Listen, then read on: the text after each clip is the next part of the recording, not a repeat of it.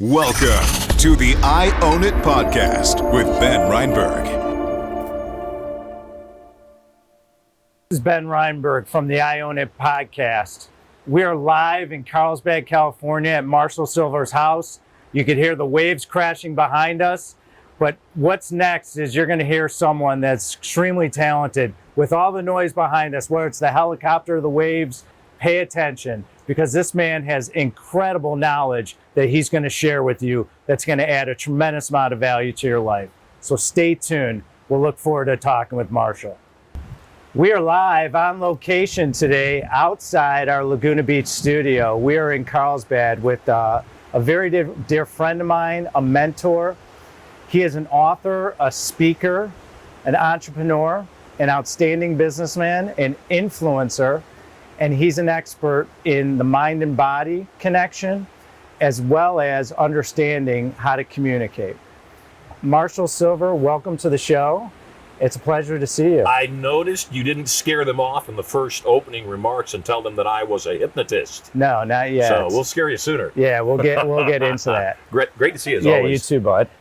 One of the things that's come up is hypnotherapy is a real big concept right now. What is the difference between hypnosis and hypnotherapy? You know, there's no distinction.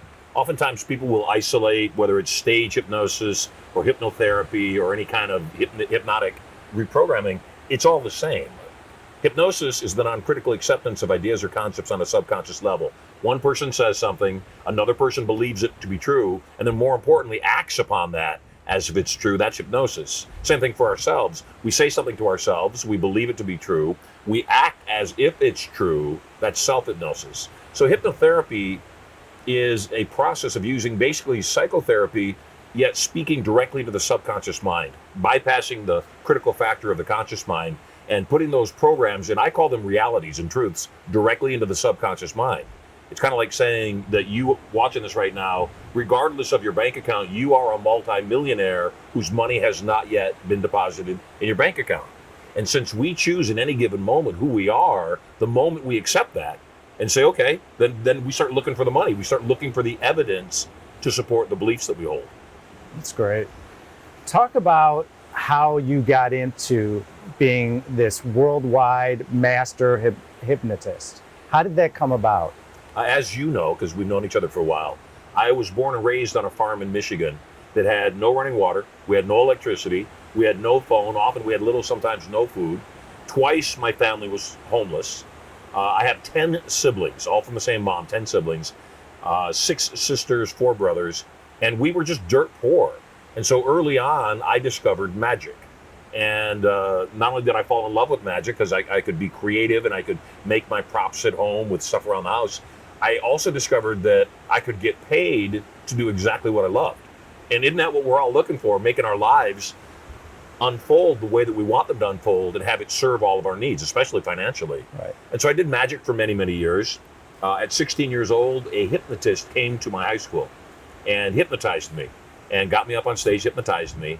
And he gave me a suggestion that when he said the words, "Sonny boy," I would stand up from my seat in the audience, I'd walk back to the stage, I'd fall on my own butt, I'd roll my pant legs up above my knees, I'd climb on his lap, and I'd say, "Sing it again, Daddy." And I remember sitting in the audience thinking to myself, I'll be damned if I'm going to do that. There's no way I'm going to embarrass myself in front of all my peers. I'm already insecure. Sure enough, he says the words, "Sonny boy," and I feel like a magnet's pulling me back to the stage. Fall on my butt, roll my pant legs, thumb in my mouth, on his lap, "Sing it again, Daddy." And I went home that night and I thought, was I actually hypnotized or was I just doing what he had told me to do? I thought, well, what if he had told you to be confident and you just decided to be confident? I thought, what if he had told me to go out and be a multi-millionaire? And because he told me that I could, I believed that I would. And I realized in that moment, if that is hypnosis, which it is, then this is one of the most powerful forces on the planet. You know, ultimately, everybody's success, and I know you know this, being a very highly successful person yourself, everything's the inner game. Without the proper inner game, it doesn't matter how smart you are, it doesn't matter how strategic you are. If your inner game does not allow you the certainty required to take powerful, positive, productive action in the present moment, you've got nothing. How does one become certain? What are A lot of people have doubt, they lack confidence, they have root experiences that impact them. When you're an entrepreneur or a businessman or just living your life, what are some of the things out there that our audience can learn of how to create certainty? A really fast hack. I want to define certainty as the absence of doubt. Mm-hmm. You know, when we're if we're a certain person, or we're a certain millionaire, or I'm a certain parent, or a certain husband, it means there's no doubt. It means I know who I am, and I operate that way, and I'll ask myself, you know, what would a good husband do right now? You know, when I'm frustrated with my kids, what would a really great dad do right now that was healthy for both the child and for me? And so one of the fastest ways to find certainty, to remove doubt, is to understand the concept that reality is created by validation. And so when I can find enough validation to support what I believe to be true, then it's true. It kind of like before I shaved my head. You know, I'd always wanted to shave my head. Unlike yourself, I don't have this beautiful, gorgeous, full head of hair. Mine's just gray. You look great. I didn't have that. My brothers all have Elvis Presley heads of hair. Unfortunately, I got all the brains, and my head decided not to grow hair. No space, I guess. And the thing I did before I shaved my head is I looked around for other successful men who had shaved their head.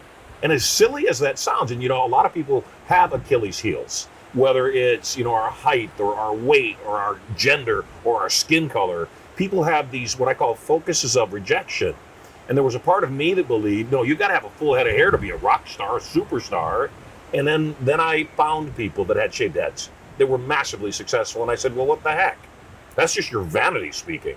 And vanity is one of the worst, you know, hiccups in anybody's life. In fact, the moment we decide we don't need other people's approval is a liberating moment. What can you do to, when you're in an environment and you're feeling that doubt, that lack of confidence, is there a hack or something you could do to really alleviate yourself, take a deep breath, and, you know, because the breath is so important in the human mind, what do you suggest people do? Again, reality is created by validation. Somebody says, you know, my life is hell. Really? Your life is hell? Did you know that in hell, nothing is perfect? Not one thing. Everything is wrong. Well, most of my life is hell. Oh, so you're saying part of your life is not hell? Which part of your life is not hell? Well, you know, my wife and I, we've got the best marriage ever. Wow. So you got a great marriage. What else is not hell? Well, you know, my kids are usually pretty good too. Okay. So your kids are good. They're not hell. Your wife's not hell. So I guess your whole life isn't hell. What's hell right now to you? Well, you know, my finances are in the dumpster. Okay, anything else? No, that's mostly it. Well, we've gone from a person that was 100% in hell, and we've isolated just the finance. And by the way, money cures most things. You've got to solve that part of your life. Easy for you to say, rich hypno boy on the ocean. I get it. We'll get to those strategies. Except the thing is that global statement that people use, my life is hell, or everybody hates me, or, you know, things never go my way. We've got to avoid global statements. We've got to be very specific about what it is we're working on. You know, I love my family very much. It doesn't mean that my wife doesn't frustrate me from time to time, or my kids, except I remind myself what hell is. You know, you go to a restaurant, the kids are all, you know, in upheaval and running around and, you know, spilling things and just creating chaos. And I look at my children and I think, my gosh, my kids are good. You know, I look at other marriages that struggle or maybe are happy half the time, and I realize my bride and I, we've been together 16 years. She's, as you know, because I talk about her all the time, Sure. the best decision I ever made. And we almost never disagree on things. And when we do, we get over it, Right. which is what healthy people do. Well, you've had other partners in the past that weren't on the same mission as you. They were great examples of what a bad marriage is. Well, they were examples of what you didn't like and what didn't mold of who you were and really supported you. And so now you have someone that's supporting you and that you could have honesty, integrity, and transparency with. And all of a sudden you're happier, you're focused on what you love, and you have someone like Erica, who's a wonderful person supporting you. And that's incredible. And I think what it is, Ben, is I did something different when I met Erica. I decided not to send my representative to the first few dates. Sure. I decided to send Marshall raw, you know, unfiltered, farting in the middle of public Marshall to the first dates because I wanted her to fall in love with me or Right. reject me. Right. And the fact was, it was the first time I'd ever done that, not sent me on my best behavior, because that's what everybody does. That's what most people do. I won't give that global statement. And it worked. And we have agreements. Erica and I, one of the agreements is there's no secrets. So she has the passcode to my cell phone. She can get into any of my computers, look at any file she wants to. We know where each other keeps journals, and there's no challenge. If somebody wants to go look at my journal or I want to look at her journal, doesn't matter. I'm an open book. And I think that that's just so much easier for people. Sometimes when people meet, they don't really tell the other person everything they're about, whatever that about thing is. I don't like camping. I don't understand camping. I don't understand working your tail off to go into the middle of nowhere to build a bed on a hard surface, to go to sleep and worry all night long whether some creature's going to eat you alive. I don't get it. I like 5-star hotels. And so when I met Erica, she was 20 when we met. I was 44 because I'm a really, really good hypnotist. And since she was about to turn 21, I was concerned that she would want to do the things that I did when I was 21. I managed nightclubs when I was 21. I had that experience, and I had no desire to go into a nightclub. And she said, no, not really my cup of tea. I don't drink. She didn't drink. She doesn't smoke, doesn't do drugs, doesn't gamble. And so, it's that compatibility. It's that being able to be that real with someone that can create that honest relationship. You're not falling in love with the rep. You're falling in love with the real person. The message you just said, which I want everyone to hear, is be your authentic self. When your authentic self, you can live life. You don't have to worry about anyone behind you, and you don't have to worry about judgments, or you can just be your true authentic self. And I think people gravitate to that. I know when I'm my authentic self, it makes life a lot easier. Well, I want to clarify, though, they're still going to judge you. Right. Because you like yourself, though, and because you're comfortable in your own skin, you say, okay, water on a duck's back, man. Exactly. You just got to keep pushing forward. No, relationships are like scales. They balance each other out. And when one side grows, the other side has an option of either growing to balance it out, or more times than not, reaching over and pulling that side back down. So you've got to identify very quickly which of your relationships are healthy, that they nurture you as much as you nurture them, and then which ones are toxic, and let go of the ones that are toxic. And unfortunately, many of the toxic relationships we're related to. And there's some thought that I have to get along with my brother or my sister or my cousin or my parents or even my kids. And that's just not true.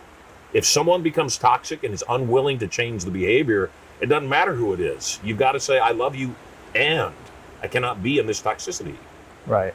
And you suggest whenever you're in a toxic situation or have a toxic person, eliminate them from your sphere? I believe that relationships are built on agreements. Okay. I have a friend of mine, and ironically, he's a motivational speaker, and he's always whining, always complaining, always whining. And I told him, you can't really post that stuff in social media. It looks bad. And I said, if you feel that way, keep it to yourself and work on it. So what I do with somebody that's toxic is I'll give them the opportunity to make a change, because they might not know what they're doing. Right. It might be somebody who's always finding fault. It might be somebody who's always competing. A lot of times guys that are achievers, there's a certain ego that's there. And my best friends, we create alliances. We don't compete. There's no reason to compete. Right. And so all of my best relationships, when somebody has a win, I say, awesome. If I have somebody I can connect you with, somebody takes me to a party, and we go to the party and I meet somebody and we end up doing business together. And the friend that took me to the party calls me up and says, hey, what's my cut? If they're joking, that's one thing. If they're not joking, it's like, dude, you took me to a party. Right. You didn't sign a contract with me. You're not my manager. You didn't tell me not to talk to anybody. Right. So if that was the case, you should have let me know that up front. And yet there are people like that, as you know. Of course. And so since relationships are built on agreements, when I see behaviors that aren't healthy or are toxic, I ask the person, could we have an agreement? Most people have a friend that shows up late, and it's annoying. It's disrespectful. Sure. And it's a waste of time. And so if I have a friend that consistently shows up late, and they've just shown up late again, when they show up, I'll say, could we have an agreement? Yeah, what's that? I notice that every time we set a lunch date, you show up late. And, I don't mind if I know what time you're going to be here. If you say you're going to be here at 2 and I know you're going to be at 2:30, that's one thing. Except I don't want to disrespect you. And you showing up late makes me feel like you think your time is as more valuable than my time, and it's not. So could we have an agreement? Whoever shows up late buys lunch. It's great advice. It certainly makes the other person think twice. And Absolutely. if they show up late, you just order your meal, and when you get done, you say, well, thank you so much for lunch. What do you mean, thank you for lunch? You were late, dude. We have an agreement. and conversely, I want to say that if you don't have an agreement with somebody, even if you don't like or agree with their behavior, there's no point in getting upset because it may be completely normal for them. And so you got to have agreements. That's what relationships are built on. Let's switch gears. You are the best I've encountered at sales. And my business business is based on sales. We run the economy. You have a saying is what's good for you is good for me is good for the economy. With that being said, what are some of the traits? What are the 3 things people can do to have success in sales? First and foremost, have the mindset of what you just talked about. Salespeople are the cornerstone, the bedrock of an economy. And what I say is, somebody says, oh, you're just trying to sell me something. I say, of course I am. It's good for me. It's good for you. It's good for the entire economy. Everybody wins. The first thing is to know that you're doing somebody a favor by selling something that is valuable to them.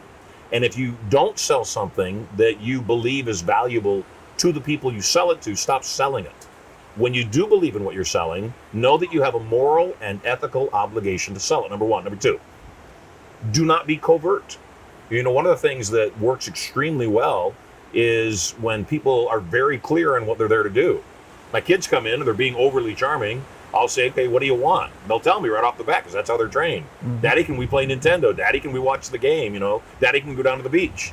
And because it's one of those things that if you think someone's being covert, you're kind of on edge, you back off, and you say, okay, what is it? When they finally tell you, then you can relax into it. And so when I'm doing a presentation, I might do something like this. I might say, I'm here to talk about a seminar that I do. The investment for the seminar is $60,000. Not everybody is going to be qualified to do the event, and I'm going to give you phenomenal value for that. And I'll say that right off the bat, because what you've got to do is you've got to let your prospect, your customer, manage their expectation and kind of ease into it. Well, now I know what the price point is. Now I can look for the value. Most people do the opposite. They hide the price point, and they don't tell anybody what the terms of the deal are. There's people that, in your line of work, in your business, they'll negotiate for pieces of real estate, and they won't share all the details. And they'll kind of try to push things in under the wire or hide them in a contract, and that's the surest way to make the deal fall apart. If you know somebody has a sensitivity about something, then you say, hey, by the way, I want to be sure we're both clear on this. I don't want this to be a challenge later on. Number 1, it shows that you have integrity. Number 2, it lets the other person trust you more. And the first element of selling, of influence, of persuasion, or what I call irresistible influence, is making sure you have trust and rapport with somebody. Trust and rapport is built by consistency and predictability. I'll use Trump as an example. Not everybody likes Trump. The one thing about Trump is he's predictable. He's consistent. He's the real deal. Right. And he doesn't pretend he's somebody he's not. If he's got haters, he says, great, you hate me, so be it. At the same time, though, I love and respect people that are their authentic self because I know I can trust them, at least in that way. Right. The second element of the persuasion equation, and this is where most salespeople don't win, you've got to elicit your prospect's outcome. What do I mean by that? You've got to figure out what it is they're buying, because your job is to make what you're selling look like what they're buying. It's to change the frame around your offer so it looks like what they're buying. Ultimately, people of authority, people of influence, we don't ask, we tell. Right. We don't say, gosh, what do you think? We say, no, based upon your needs, based upon my observation as a professional and an authority here, here's what you must do. How do you want to take care of the investment or the paperwork or whatever the close is? Except most people in a sales circumstance, they don't have that level of confidence in themselves. And they think if they're that direct and that specific, they'll scare the person away. Right. 9/10 of the population is terrified of their own shadow. And so what they're really looking for is an authority figure they can trust. And then finally, the only reason a person ever says no is we fear a loss. If you say, Marshall, I've got this investment, it's $1 million. I don't stop, oh my God, $1 million is a lot of money. I hear you out and you say it's going to return $10 million over 5 years. and it's secure. And I say, Ben, tell me more. And so I think that the biggest challenge is there's a word inside of the sales process that people call objections. Right. And I don't believe in objections. I call it resistance. And since semantics are everything, the words that you choose to describe a circumstance paint the picture inside the other person's mind. When I call it resistance, somebody says, well, I'm not sure about that. I don't say, what's your objection? I say, what's your resistance? Because that implies that there's still a desire there. And our job as people of influence is to play with the prospect's resistance. Isn't it really they just need more information? They're not sure yet. They're kind of at the edge.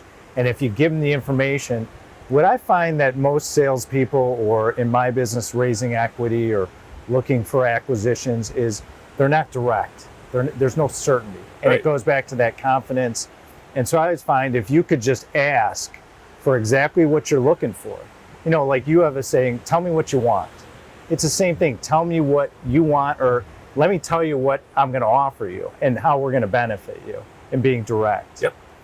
So certainty is so important in business and life, It's everything.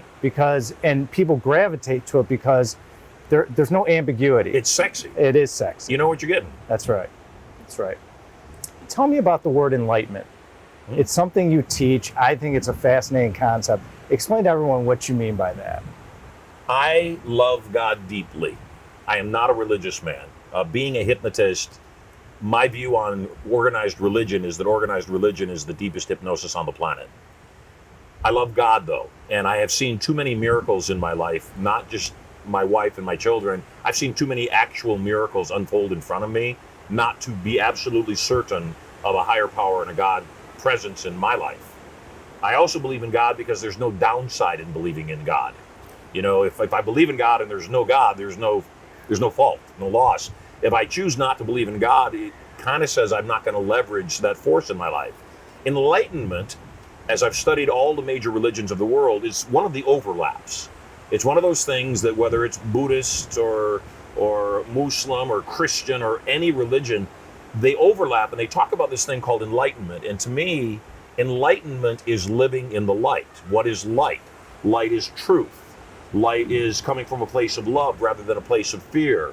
Enlightenment is joyful. If you're in a religion, if you're following a program of any kind and you're not happy, what's the freaking point? Right. I mean, that's the point. Right. And so to me, enlightenment requires 4 specific steps. Okay. Step 1 is to forgive everyone and everything, especially yourself. And I think that's the hardest thing for a lot of people to do. They kick themselves. I was married twice before I met my one true wife. And I'm okay with that. It showed me what a marriage isn't supposed to be. So now I know what this is supposed to be. My children came late. My first child was born 6 hours before my 49th birthday. I was a mess in my 20s. And I cannot imagine what I would have done to another human being accidentally had I been raising children then. And I really want to believe that it's a balance and that I'm a really great father. So step 1 is to forgive. And sometimes people say forgive and forget. I don't think that's even possible. No. I think we can forgive, though, and choose to remember no more. Don't dwell on it. Let it go already. There's people that I'm not fond of. I don't want to hate them. I don't wish them ill, because that's just karmatically bad for me. And so I choose to remember no more. I let it go. Step 2 is to surrender and find your life perfect, because finding it less than perfect is a waste of time. Living in the past is depression. I can't change the fact that I was attacked in that period of my life. I cannot change the fact my mom left my diaper dirty for 3 days because she was juggling 10 other kids. I cannot change the fact, that I was homeless a couple times in my life. That's a fact. I can use it as a lesson, though, and I can say what was great about that. Living in the future is anxiety. Most of the things that most of you worry about happening never happen. And so letting yourself live in that future moment before it actually occurs, once again, is a waste of time. The only thing we can do is live in the present moment, and that is called surrender. Right. Surrender is the idea that everything is unfolding perfectly. You also have another term you call it satori, right? Satori, yes, Right. to be in the present moment. And living in the present moment is so powerful, because when you're focused and you're living in the present moment, you don't have the outside forces interrupting you, you can be more productive and more successful. You can have better relationships, deeper relationships. It's a great lesson that you teach. It's about being present. Yep. You know, we go out to lunch and I see other families show up with the iPads for the kids. Yep. And we don't do that. And we limit screen time as much as possible, actually. When you're with somebody, be with them. If you're distracted, say, hey, I'm distracted. I'm not really giving you attention. Let me handle whatever I need to handle. Then put full attention on them. I have a pastor friend of mine who loves his wife. And he tells me that when he's writing his sermon, he often thinks about making love with his wife. And then when he's making love with his wife, he realizes his sermon isn't written, that he needs to write his sermon. And so he misses both experiences altogether. And so be where you are. So number one, forgive and choose to remember no more. Number two, surrender, find your life perfect. Here's the big one. Here's the big step toward enlightenment that will change everybody who hears this message. It will change your life forever when you master this. That is utilize versus tolerate. Utilize versus tolerate. What I mean is don't put up with things. Ask yourself, what's great about this? If every one of the setbacks in your life that you thought were setbacks were actually God redirecting you, protecting you from harm's way, you cannot even imagine how that shift in ideology will create massive abundance for you. So, You're at the airport. I want to just finish that thought. Sure. You're at the airport and your flight is delayed. Right. Now, I don't fly commercially very often. Right. So I don't have to tolerate that. It's a dirty thought, actually. You're at the airport, though, you're flying commercially, your flight's delayed. A lot of people get upset. Every time when I did fly commercially that my flight was delayed, I would immediately look around the room and say, who am I supposed to meet? Right. Who am I supposed to talk to? There's a reason that flight's delayed. Maybe it was avoiding a flock of seagulls that would have killed us all. Likely it's a person. And so when you start utilizing versus tolerating, you'll have more abundance than you could ever imagine. So do you believe that the universe is sending you a message and there's a reason behind everything? Everything. Is that what you believe in? Okay. I have do as well. a friend of mine that's been a friend of mine for 20 years.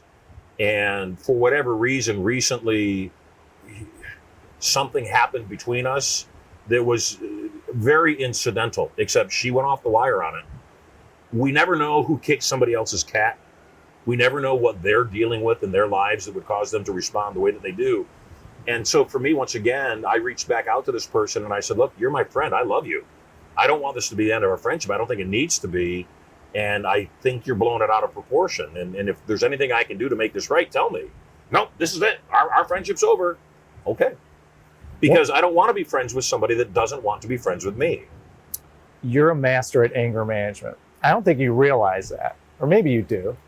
But one thing I've noticed about you is that you don't get upset. You say, I'm dealing with it. It's meant in the moment. I've learned a lot of people that deal with anger, the best way to look at it is say, well, use the word maybe. Maybe they were going through this. Maybe it was because of this. And it helps people get over. Other techniques is put a number on it. You're really pissed off. Is it a 10 or is it a 2? So how do you deal with it? You just said it. I deal with it. I deal with what emerges. Again, oftentimes the thing that's aggravating us, that's making somebody angry, and it's semantics, by the way, because you telling me you're really good at dealing with anger is fascinating to me because I've never pondered that. Right. I do believe that anger is a strategy, and as a strategy, it should be used last when you've run out of every other strategy to solve the circumstance, because it's really hard to recover from that. I do believe that it's a powerful thing to never, ever, ever, ever, ever let someone else see you lose your cool. That doesn't mean that I don't get miffed. It doesn't mean that I don't raise my voice. It doesn't mean that there aren't times when I'm firm, except the second part of that is people that get angry that cannot let it go. The moment, I mean, I have an employee that decides they're going to raise their voice and yell at me. I will look at them and I'll say, do not raise your voice at me. I am not your friend. I am your employer first. And if you'd like to be employed, lower your voice right now. Once they lower their voice, I don't hold it against them. They had a moment. And I go back to just a normal conversation with them. So many people don't do that, though. They take it personally. Yeah. And I think that that's the challenge, is they think that whatever is going on is an attack against them. You watch people get upset over, hostesses in restaurants or the person at the counter at the airlines. And it's like, what the heck? They're just an employee. It's not their fault. Yeah, maybe the company doesn't run itself well, except stuff happens. Well, fourth step, I just want to close the loop on that, on enlightenment. Forgive yourself and everything. Surrender, find your life perfect. Number 3, utilize versus tolerate. When you start utilizing versus tolerating things, you will have so much abundance in every way. So much money, so much love, so much sex, so much joy. There'll only be one thing left to do, and that will be to serve other people, which is what we're doing right here through your podcast. Exactly. Serving other people. Taking some time, having a conversation. That my prayer would be, there's somebody watching this that hears something and says, I needed to hear that today. That was really useful. I've been getting angry at my wife, and I've been holding on to it, and it's destroying our marriage. And it was just one bad meal. My God, she makes, meals all week, one bad meal. And it's really not even about the meal. It's that I hate my job and I don't want to work there anymore. And you know what? I need to go apologize to my wife. Mm-hmm. Especially if you want the sex part thing I was talking about. Exactly. Communication equals wealth. It does. It's something you preach. I agree with that. It's the foundation of success in life. Communication's everything. You teach so many different aspects of communication and how to influence people and close deals and really enhance your life. That's what communication does. One of the things you teach is embedded commands. Can you explain to everyone, what does that really mean? Like, what is an embedded command, and how can you utilize it in life? Yeah, I want to back up a little bit. When I say communication equals wealth, I'm talking about 2 forms of communication, because that's all there is. The first is internal communication. It's 1,500 words per minute that go through our brain in any given moment, tell us who we are and who we aren't, what we can be, what we can do, what we can have. That has to be clean.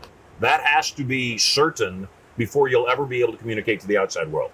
And so many people don't take charge of that part of their lives. They have negative self-talk. They have what I call psychobabble going on nonstop.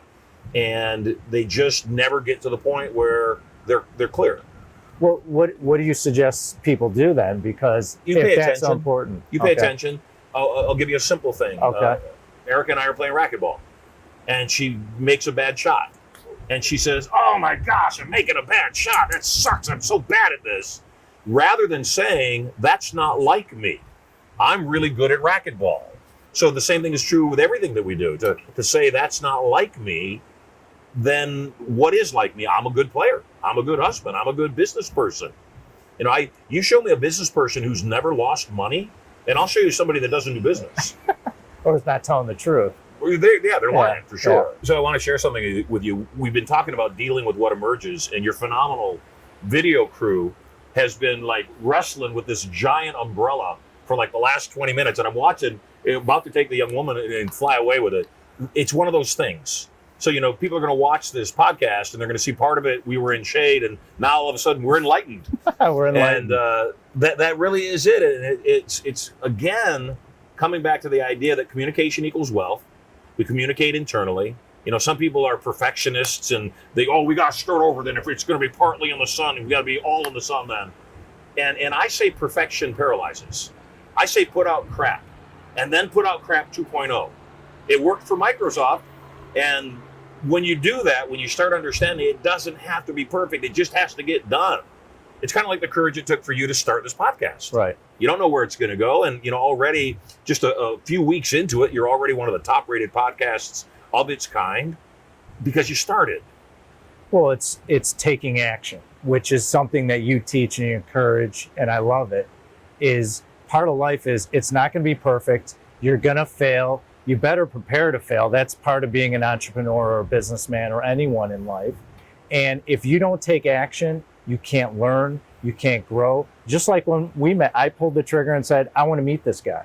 And I'm going to do whatever I can to be in his inner circle. Yep. And that's you taking joined action. Inner circle. Yep. You charmed your way onto my jet flying That's back right. from the That's right. East Coast. That's We had right. a great conversation. Yes. You sent over the most amazing deep dish Chicago pizzas. And you told me this. You sent these cookies too.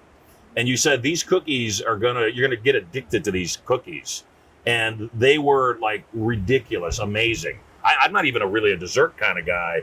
And these cookies were insane. So And I think part of it goes back to your point is like, you have to be fearless. You have to, kind of like when you called, was it Carlos Murphy's? Mm-hmm. So you're up in Los Angeles, you're meeting with the guy you call Yoda. I don't know his name, it doesn't matter.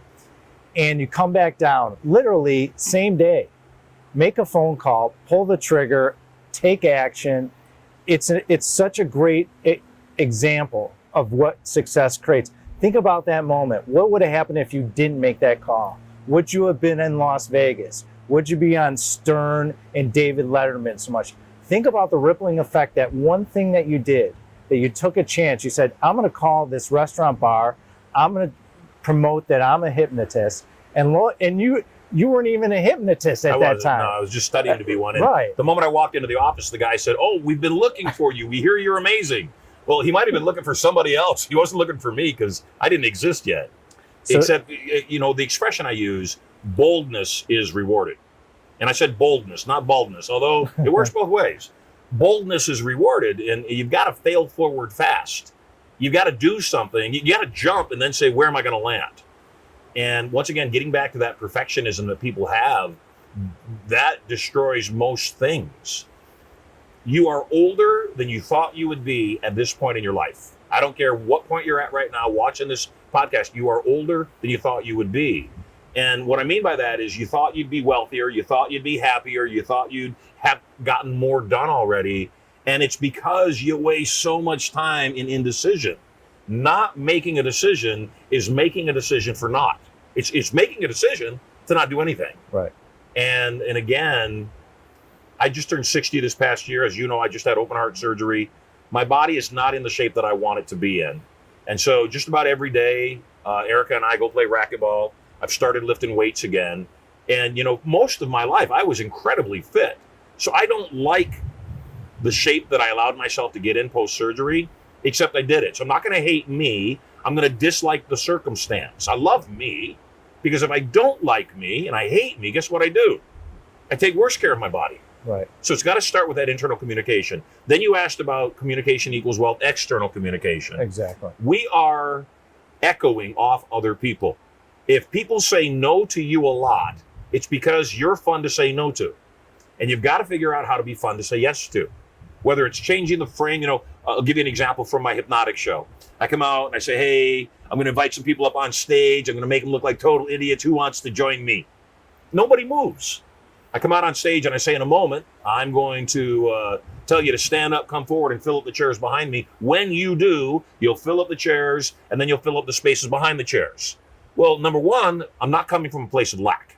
I'm saying not only are the chairs going to be filled, so are the spaces behind, except I do one more thing. I say, the same folks that join me on stage during this show are the same people that will make the most money over the next 12 months. Because the same courage it takes to get on stage and do something you've never done before is the same courage it takes you to go out into the marketplace and do the same thing. Completely different frame. And now they're sitting there going, well, I want to make money, so I need to get on stage. And if looking a little foolish for a little while makes me make that money, I'm cool with that. It's a completely different frame. And so, again, the same thing with you. As you do what you do and you interact, sometimes people have emotional connection to the property. They started their practices, they started their business, it's been in the family for 20 years, and they have this inflated idea of its value because they're emotional about it. And for those people, what you've got to do is say, hey, I understand how you must feel. This has been your home for all these years. It's got to feel like, like a family member is going away, even though it's just a piece of property. I want you to know, though, I'm an investor, and I'm not here to hurt your feelings. I am here to tell you the truth, though. And the truth is your property is actually worth this. And because I'm an investor, I can't buy it for what it's worth.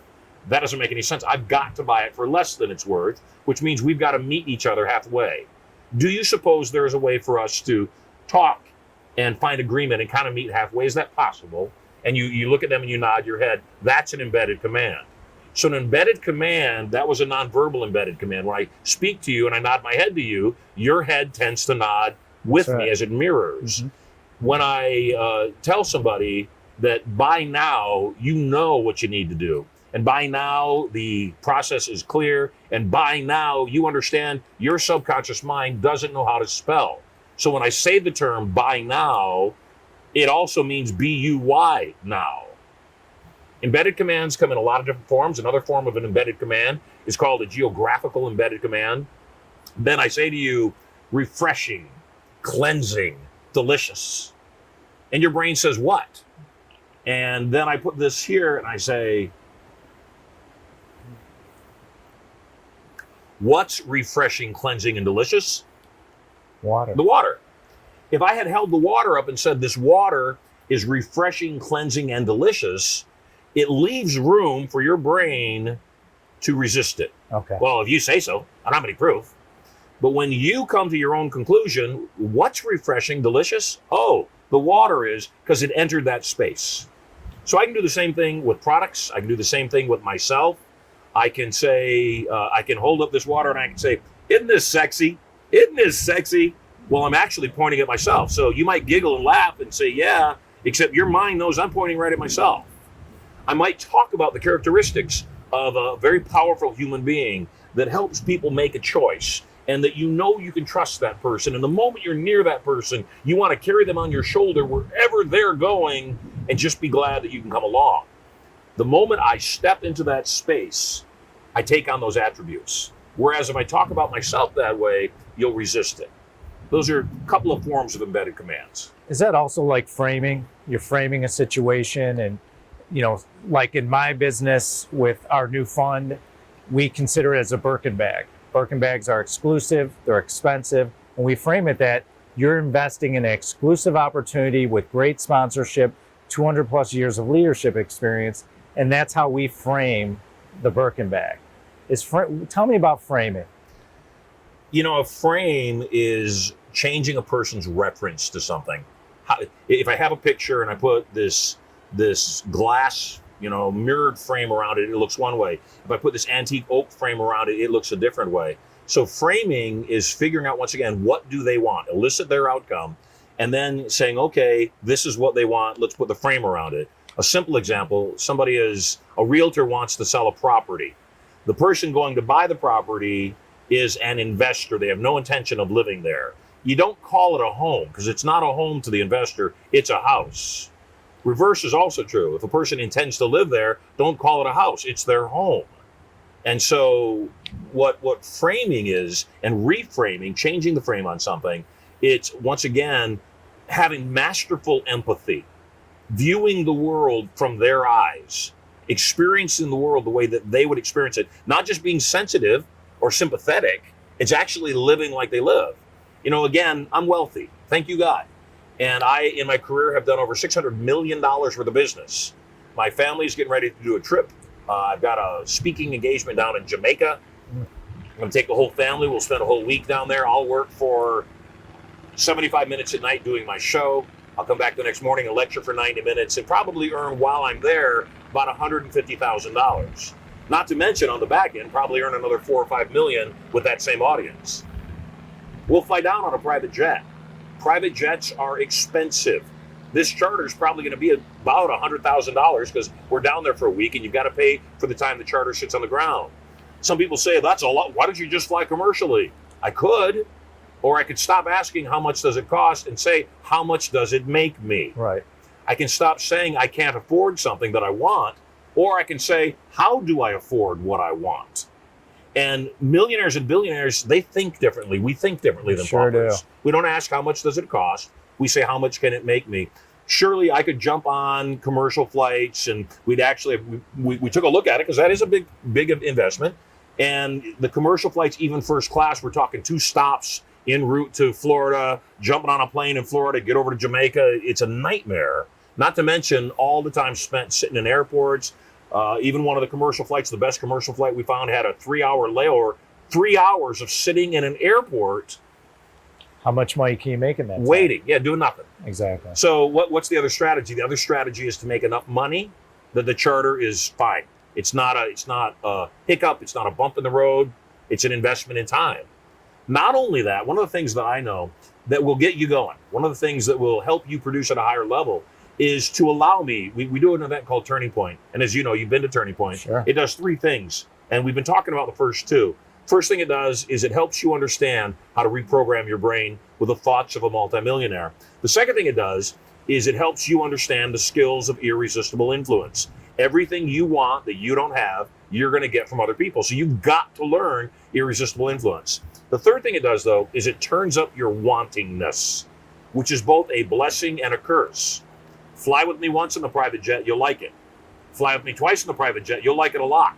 Fly with me 3 times in the private jet, it will ruin you for life. The idea, the thought of flying commercially is just a little dirty.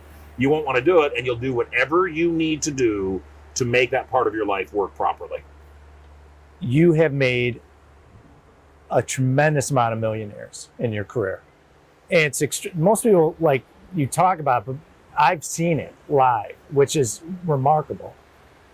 Before they come to you, what is blocking them, and how do they get to that point where they can be a millionaire, be comfortable, invest in things where they see value and they're not looking at the last nickel? Share that with us.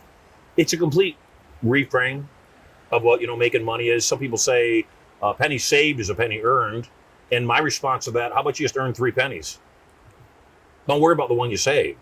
My favorite methodology of doing my books is to just make more money. I remember the first year that I made, I don't know, I think I made $3 million. And because I wasn't prepared to make $3 million at the end of the year, I went to my bookkeeper and he did the books and he said, "You owe $1 million." And I went, "Oh my God, I got to pay $1 million. Oh my God, tell me, how do I avoid paying $1 million? And my bookkeeper, who was making $50,000 a year, said, "Don't earn so much money." Because that's his mindset. Right. A fish doesn't know it's in water. It thinks that's how it is. We live in Las Vegas. This is our beach house here. Right. Nevada doesn't have state income tax. And so my home in Vegas, as you know, because you've been there, 17,000 square feet, sits on an acre and a half. Oh, it's beautiful. 125,000 gallon swimming pool, tennis court, putting green, skateboard park. Living in Vegas, not paying state tax. If I only made, let's say, $10 million a year, if I live in California, that bracket's 13%. $1.3 million that I've got to give to the state of California for the pleasure of calling California home. Since I live in Nevada, that's my residence, where I live, I can take that $1.3 million, call it $100,000 a month, and I can pay off a mortgage on a house in Nevada, and I can pay off a mortgage in a house in California, and I can have a whole lot of extra money left over just because I choose to love living in Nevada. And you can use that additional income to invest in charter flights. Anything. So it adds more value to your life. It's brilliant. So once again, it's you asked me, the question was, how do you help people remove those blocks that stop them from being millionaires? Years ago, somebody did the same thing for me as far as private jets are concerned. I got a call from an associate of mine, another speaker, and he said, "We've got this event going on. Can you come back and speak?" And I said, "Well, I'm speaking the day before and I'm speaking the day after your event. Let me see if I can find a flight." I hadn't been flying privately at that point, and I couldn't find a flight that got me in there on time. I called him back and I said, I can't do the flight. I can't get a flight. And he said, "Charter a plane." And I said, "Well, let me check." So I go and I check on the charter. The charter is going to be $50,000. We're talking 15 years ago. It's going to be $50,000. I called him up and said, "Oh my God, I can't charter a plane. It's $50,000. He said, "Marshall, you're an idiot. Do the math, because money is math." He said, "Do the math. You know what you're going to close here. You're going to close $250,000 worth of business at my event. You're going to give me half. You're going to keep the other $125,000. Take away $50,000. You just netted $75,000 on the front end." Hard to argue with that. No. And so again, it's hard once you understand that. You understand what works and what doesn't work. Oliver Wendell Holmes said, "A mind once expanded can never contract to its original state." You've heard me say a wallet once expanded will never contract to its original state. Once you get used to living life in a different way, you won't go back.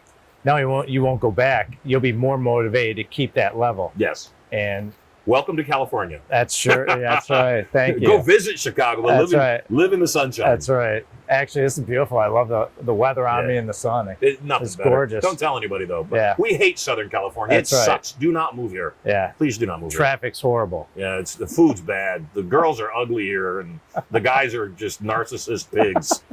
So don't come here. One thing that you teach is writing things down. Words matter. The words you say, the words you use. And I am a big proponent, especially my employees and people I do business with, is to carry what I call the yellow legal pad. I carry it with me. It's on the hip. And that's what I teach within my company. I want everyone to hear how powerful words are and what it means when you write it down. Ponder this for a second. I think something in my mind, and then I stopped thinking about it. It vanished. Next step, I think something in my mind. I speak it into existence. I say it to you. Not only now is it in my mind, at least for that moment, it's in your mind. In fact, it might stay in your mind long term, even after I've forgotten it. If our outcome to manifest something, to make something material, is to do just that, make it material, then we've got to do everything we can to get it closer and closer and closer to a form that doesn't disappear in the ether. The first and easiest way to do that is to simply write it down. Now it's on a physical piece of paper that's not going anywhere, and unless we throw that piece of paper, that idea, that concept, that seed sits there. So it's kind of like you go to an architect and you say, look, I want to build a house on the beach. The architect says, how many square feet? And you say, I don't know, 5,000 square feet. And you say, okay, how many bedrooms and bathrooms? 5 bedrooms, 5 bathrooms. Okay. Anything else that matters to you? Yeah, I really like home theaters. And I really want a place, my wife does yoga, and I want one of the guest bedrooms to have a converting bed so that she can fold the Murphy bed up and work out. So he starts drawing, and he says, okay, what about this? No, I'm really not a fan of square shapes. Oh, you like round. And so what you do, and I call that process rehearse, review, revise. Do something badly, or as well as you can at least. It's going to be badly though. Take a look at it, review it, and say, okay, what could I do a little bit better the next time? Rehearse, review, revise, until it gets to the point. Your first podcast was okay. I didn't watch it even, except I promise you it was just okay. It was. But you're different now. You're calmer. You're more at ease. You're having more fun. You're more comfortable in your podcast skin. And because of that, it just gets better.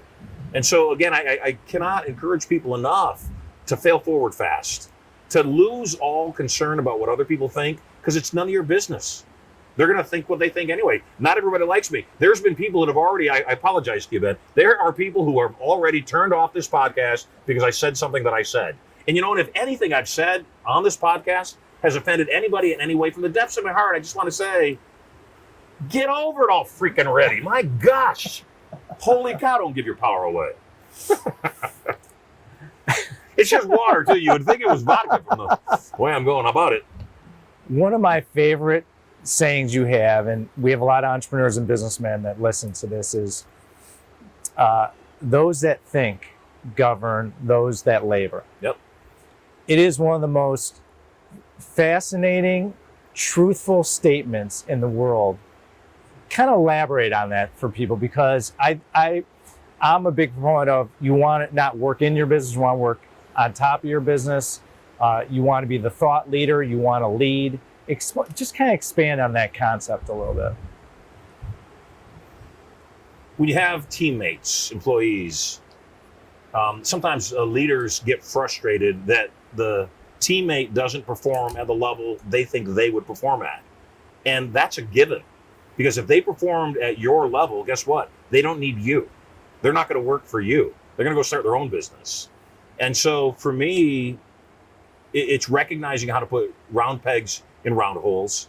It's recognizing that somebody may be really good at certain things and may not be good at other things. You know, I talked earlier about relationships being agreements, and you've got a friend that always shows up late. Well, let's imagine you have an employee that always shows up late, and it's very important to you that people show up on time. Let's imagine this employee just cannot figure out how to get their clock working, and they're consistently late everywhere they go, except they produce at a high level. They produce at a really high level. What you got to do is say, okay, is it really that damn important that they're on time, my criteria, or is really the outcome that they produce? They generate revenue. Well, that's the answer. And so for me, I've got to be wiser than my teammates, because unfortunately the buck stops with me. It's my company. And because it's my company, if somebody makes a mistake, even though they made the mistake and ultimately they were responsible for the error, it's me. They're working on my behalf, it's me. And so I've got to be sure that at the end of the day, people get that. What if you have someone that's outstanding at communication, which equals wealth, but they just can't perform at their specific task or job. They're in the wrong task. Okay. Yeah, that's what it is. Okay. And that's the square peg thing. Right. It's I've got somebody that's a phenomenal salesperson, and they drop F-bombs every other word. And I don't like that. I mean, I'm not ashamed of dropping an F-bomb. I drop them really well when I'm all alone with my wife. I just don't do it in public much because I don't see the power in it.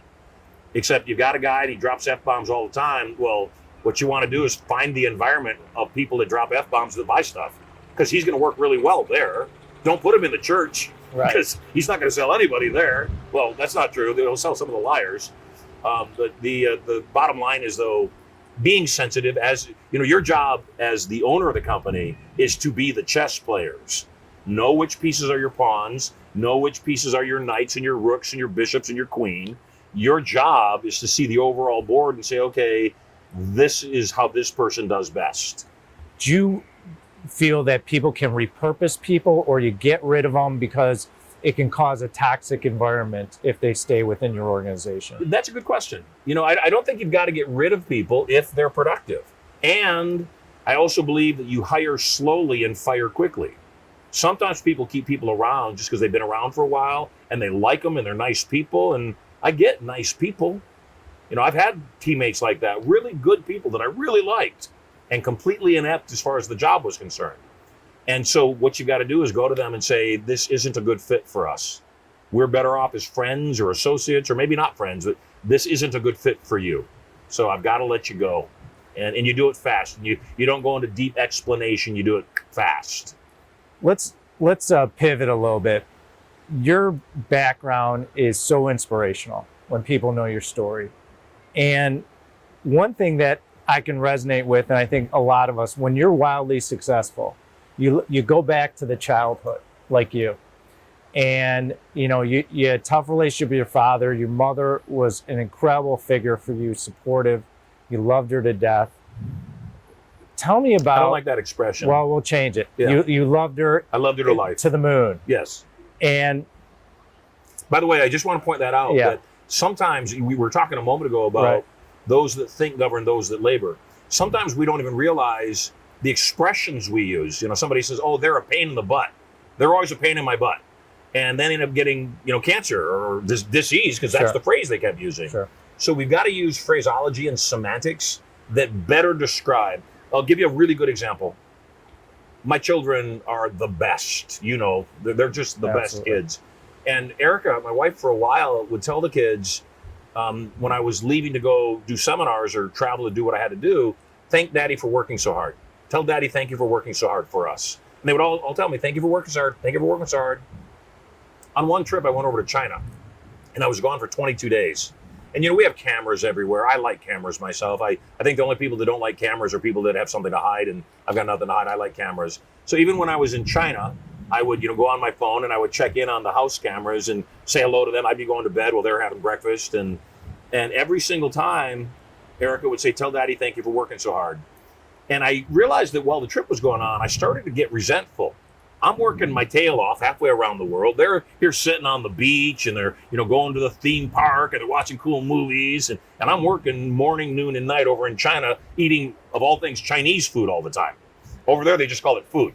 And so at one point, I started being resentful and didn't like being there. And I'm on the flight back, and I'm attempting to figure out what is causing you to feel so angry.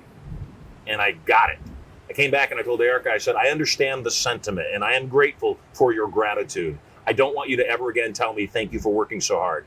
When I leave, I'd rather have you say, thank you for loving us, because I can live in that all day long. And when they change that semantics, I don't have the same feeling anymore, because I never really thought, and I don't think of my life as work. I mean, this is work. Thank you. This isn't work. It's again, it's just being very specific about those semantics. So yes, challenge with my dad. Awesome mom. Didn't mean to interrupt you. Where were you? No, first of all, that was a great lesson. Words matter, and phrases matter. So, do you believe that your success derived because of the struggles and challenges you had as a child, and it made you hungrier? It made you be more creative, think out of the box. You were hungry. You were in survival mode every day. How do I eat? How do I put clothes on my back? How do I educate myself? So tell us about how you feel that did all the ups and downs get you to this point, and what does it mean to you? I saw my mother when I was young cry often, and she didn't cry easily. The times that I saw her cry was when she knew there was no food. She knew her 10 children, her 11 kids were going to have to go without food that day. And how do you explain to a 7-year-old, there's nothing for you to eat? We'll just have to wait until there's food. We'll have to wait till you get back to school tomorrow. You can eat school lunch. How do you do that? And so I watched my mother cry, and the majority of our programming is done by the time we're 8 years old. We are the human being we are going to be by the time we're 8 years old. And between the age of 5 and 8, I made a determination that whatever was making my mother cry, I was going to solve. And so my whole life has been about making money. It really has been. I am a strong proponent of balance. I'm not a Tony Robbins or a David Copperfield that wants to be on stage 350 days a year. I don't get that. I want to have balance. I want to spend time doing what we do. I want to spend time with my family. I want to spend time relaxing, doing what I like doing without the thought of money, except I like money. And I don't have any bones about it. You know, we've gone through really tough times in the last couple of years. Well, the scamdemic was going on and the crooked elections happening and a lot of bad stuff coming down the pipeline, except two things. Number one, I believe that greatness is about to happen. I believe all the lies are about to be exposed. I think they're getting exposed right now, except I know that there are a lot of people that are watching this right now that have been living in fear, that maybe those fears are real. Maybe your mortgage hasn't been paid for months because of forbearance, or maybe you're not able to find a job that's suitable for you. I want you to know one thing. Number one, you are worthy. You are a phenomenal human being. The world's a better place because you're here. We need you. I'm grateful that you're listening to my voice right now, and I'm positive we'll meet one day. Second thing I want you to know is that we're in this together. And this is, as you know, one of the themes of what I believe is that as a race, human beings, and then intergalactically, we're in this thing together because it either gets solved or it doesn't get solved. And if it's not solved for everybody, it's not solved. I believe there are factions that profit greatly financially over us being separated. And I want you to know that that is not a natural state. We are connected on so many different levels. You talked about this already. Mm-hmm. And so for me, growing up in those challenging circumstances, I wouldn't trade it for the world. Number one, it's my life. Number two, it did make me realize that all things being equal, I have 10 siblings and fortunately, unfortunately, it doesn't really matter. I'm sure they have their own opinions. If you took all their wealth and combined it, it doesn't come close to my individual wealth. We grew up in the same circumstances. They could have made similar choices. They didn't because that wasn't their life. Doesn't mean they're not happy. It's just a different choice. I will say this though, money cures most things. And I'm going to say it again. I've said it twice already in this conversation. Solve your money challenges. Hey, do you mind if I give a gift to anybody watching? Absolutely, go ahead. Here's the gift. And again, I know we're in challenging times. You came to Turning Point. Absolutely. And I think I went 3 times. I'm a master at Turning Point. I love it. I've swallowed fire 3 Broken boards. I think maybe 4 times. Yeah. I broke boards. I've done it. It's an incredible program. Well, you're a part of my inner circle too. I am part of your inner circle. You're my mentor. You're one of my mentors. And what I loved about Turning Point is I was already a multi-millionaire. I was already wildly successful. I got 3 healthy kids, a great family. What I learned about myself is that I can expand my knowledge. I can expand who I am. I can take more risks, and everything's going to be okay. And if I keep failing, it's okay. I'll keep pushing forward. And also, one of the things you'll learn at his seminars is how to properly communicate. And by doing that, you will increase whether it's your salary, your earnings, your relationships. I was able to obtain from just our relationship, just this abundance that is steamrolled. And so thank you. And I definitely am a proponent of your program. Here's the gift. Yes. Watch this podcast. Of course, like it, subscribe, do all the things you want to do to get more of this powerful information. Comment that you want to come to Turning Point. Turning Point is a $3,000 ticket. Comment that you want to go to Turning Point in the comment section of the video. And I don't know, first 15 people. Free? First 15 people that comment they want to come to Turning Point are going to be able to bring a guest and all come for free. Wow. Guests of Ben. Fantastic. Guests of Ben. Fantastic. Thank you. You're very welcome, man. Great. Appreciate it. Good stuff. What is the best way to engage with you and keep in touch, and for our audience that want to learn more about you, where then they can decide, I want to go to Turning Point, I want to go to Inner Circle, Next Level, you name it. Yep. All your, influence. I mean, by the way, folks, there is 10 levels to what he does, and it's kind of a cumulative effect. So how do people follow you? They can certainly find me on Facebook and social media at Marshall Sylver, 2 L's and Silver with a Y. Okay. They can go to Sylver, SYLVER.com and find me there. And again, comment on this podcast, comment on this video, wherever it's playing, and we'll find you. So we always wrap up with 3 questions. Usually we're in our Laguna Beach studio. We have a grand piano, drum set, 6 electric guitars, a couch. So you're on the couch. I'll play the couch. Okay. You're on the couch. You're laying down. I say, close your eyes. You're a young 60-year-old man now. You're going to look back when you're 16. And knowing everything you know now, all the knowledge, the communication skills, the business skills, the success, relationships, what would you tell your 16-year-old self today, knowing what you know at your age? Don't do drugs. Life is fast. Okay. Get over things quickly. Pay attention to relationships because they're like books and they always end up in the same place again and again. If you break up with somebody, don't get back together with them. Almost certainly it's going to end up in the same exact place, except for very rare circumstances. Solve your money challenges. Pay attention to that part of your life. Ultimately, recognize everything you want that you don't have, you're going to get from other people. Figure out a way to serve other people in a huge way, and it will give you everything you want and more. I have to ask this. I think it's really important. A lot of people are afraid of money. Okay? They don't like money. It's intimidating. They have negative experiences or some rude experiences. Can they ever love money? Can they ever grow? Because I feel that's a challenge. If you don't love money, you're not going to make money. So how do you overcome that hurdle? I don't know that they hate money. I think that they don't understand, and their frustration reaches a level where they say, well, money must be evil. That's the reason I don't have money, is it must be evil. And, some people misquote scripture and they say that money's the root of all evil. That's not what the scripture says. It says the love of money is the root of all evil. And what that really means to me is when we pursue something and it's all about the money, and it's not about doing the right thing, it's not about operating out of ethics and integrity, that is evil. When we do the right thing, when we make sure we seek fair and balanced business interactions and transactions, then everybody wins. And I think that is the thing. I never negotiate a deal as good as I can get. I negotiate a deal that's fair and commensurate to the contribution everybody's making. Those are the deals that last forever. And the final thing about money that you should understand is that money is velocity. It's the speed and frequency in which your money changes hands. So if you're holding on tightly to your money, it does not have the opportunity to go out into the world, multiply, and come back to you.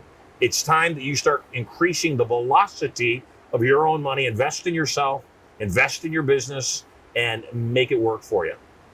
Second question. You said you only had one. No, I got 3. Okay. You got to roll with me here. Second question. And throw the words matter out the window for a second, because it's not going to happen. It's your last day on earth. You and I are eating together. What is your last meal, if you could choose anything? That's a great question. I don't have an answer. Okay. I really don't. I don't. I love sushi. I'm a meat eater. I love my steaks. I love my... Erica made the most amazing carnitas the other day. Ooh. I'm really hungry right now for Thai food. So right now, I would say if today is my last day, I'm going to have Thai food. That's what I'm going to have. You love white wine. Are you washing it down with some white wine? Probably. If it's my last day, yeah. It's got to be chilled. Case. It's got to be chilled. Yes. Okay. In the I Own It studios in Laguna Beach, I told you about your instruments. You could have any musician or band, deceased, living, your choice. It's just me and you. Who is playing us a song in the studio? It's really, it's odd. It's out of my range a little bit before my time. And I wasn't a fan when he was alive. I just watched the movie the other day and was reminded what a good soul Elvis Presley was. Mm-hmm. It's Elvis. Young, middle, old? It doesn't matter. Doesn't matter? No. Okay. Fat Elvis, skinny Elvis. It's the heart of Elvis. If you think about it, he was quite an entrepreneur. I mean, he was ahead of his time. He was taking risks. He was willing to fail. He had all the foundation of what a successful entrepreneur would do. We have the same hip movements. Right. I'm sure. Elvis and me, yeah, we do. So, what's next for Marshall Sylver? I hear that a lot. I have a lot of friends that know we have a special relationship. Tell me about, for you, what is next? What's coming up in 2023 that people can look forward to? Yeah, there's a couple things we're doing. We're excited for live events again. And so we're about to start promoting some pretty substantial live events nationwide. I don't really travel a whole lot out of the United States because there's so much work to be done here. The other thing is I have a special affection for speakers right now. And not just teaching people to speak. Speaking's the easy part. Teaching people how to monetize a speaking career at the highest levels, 6, 7, 8 figures. And more. And that's really exciting to me because I believe that while the lockdowns were going on, colleges changed. Now most colleges are remote. While the lockdowns were going on, people realized the speaker in themselves. And so a lot of people started doing virtual events or podcasts or the such. And I think that the majority of people that speak have no idea how to monetize. There's tens of thousands of podcasts, and some of them have millions of downloads, and they maybe sell supplements and they don't really understand how to monetize. I'd like to show people how to do that. Selfishly, it's good for me, it's good for them, it's good for the economy. Everybody wins when everybody is spending money simultaneously. Thank you so much for your time. If you love the I Own It podcast like we do, drop kick that right-hand button and click subscribe. If you want to learn more about me, go to benreinberg.com. And if you want to learn more about commercial real estate and become an expert and learn how to invest in commercial real estate, go to alliancecgc.com. Thank you very much for joining us, Marshall Sylver. Pleasure. It was awesome, great brother. Seeing you. Keep hitting that button, subscribe, and like. You'll be glad you did. Thank you for listening to the I Own It podcast with Ben Reinberg. To hear our past episodes and connect with Ben, visit benreinberg.com.